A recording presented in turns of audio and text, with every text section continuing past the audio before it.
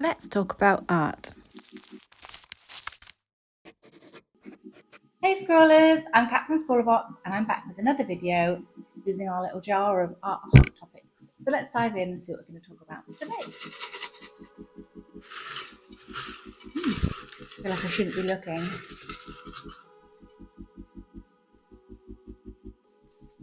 Artblock, the dreaded Artblock. Let's get into it. So, we put this question to you on our socials.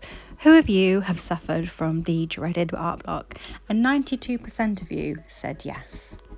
Let's dig into some solutions. Random art prompts. There are lots of social accounts online that feature daily or weekly art prompts, including us, wink wink. But you can always make your own jar with random words in too. Let's pick some today in case you need it. Chunky.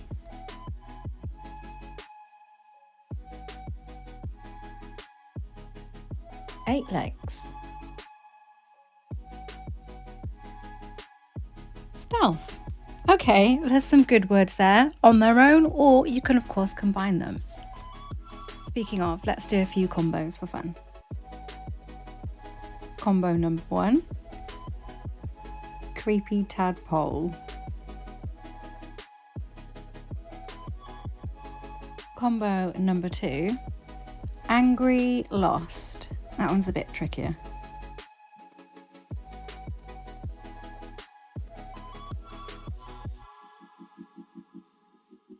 And then combo number 3, flirty duck. That's the best of the bunch. Careful not to say that one too fast though, hey? Feel free to use these if they've inspired you. On to our next top tip. Take a break. Concentrate on other things you enjoy. Join a local class or even a social group for some fun.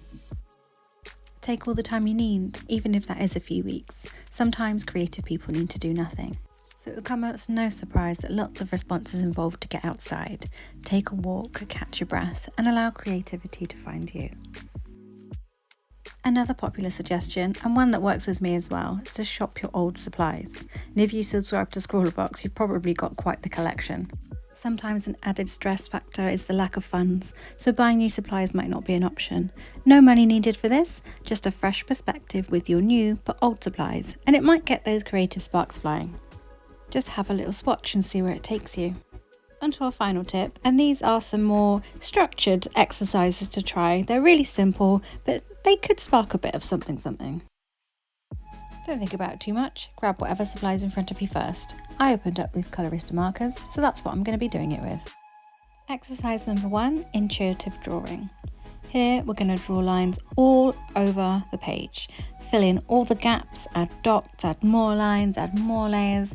The idea is not really to think about what you're doing too much. Just do whatever you feel like in that moment.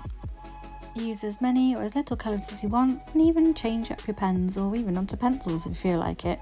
There's no rules here. I think you get the gist of that now. Exercise number 2, we're going to fill in coloured splodges, or circles, or squares. I'm going for circles. Fill the page with colour circles. I'm using the Inktense pencils here, so I'm going to activate them with water just to get a bit of a watercolour effect. I felt like it. I'm following my intuition. Then I'm going to draw whatever comes first to my brain, and in my brain first was flowers. So I did that, and then I did a lemon, and then in the final one I did a cat in a mug because there was a mug in front of me. You could also use that handy prompt jar for this too. Don't be too precious about it though. Again, the point is not to think about it too much. We're just having a little play. One final exercise to try is to use your non-dominant hand. And the great thing about this one is the pressure to create something good leaves the room immediately.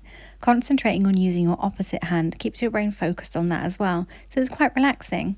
I really like this method actually. I found my brain emptying, which was quite nice because it's usually full of chaos.